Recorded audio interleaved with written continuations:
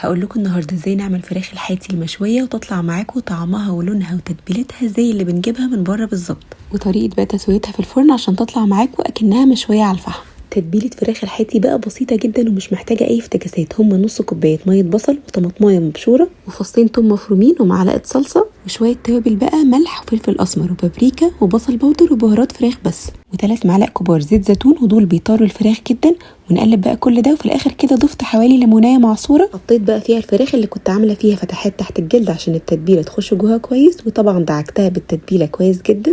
شيلوها بقى في التلاجة لمدة مش أقل من ساعتين، وطبعا كل ما تقعد كل ما يبقى طعمها أحلى. هنيجي بقى لطريقة التسوية. هنجيب صينية نحط فيها حوالي كوباية مية، وأي شبكة عندكم هتحطوها فوق الصينية وتحطوا فيها الفراخ، وبالفرشة كده هندهن وش الفراخ بكل التتبيلة اللي احنا عملناها.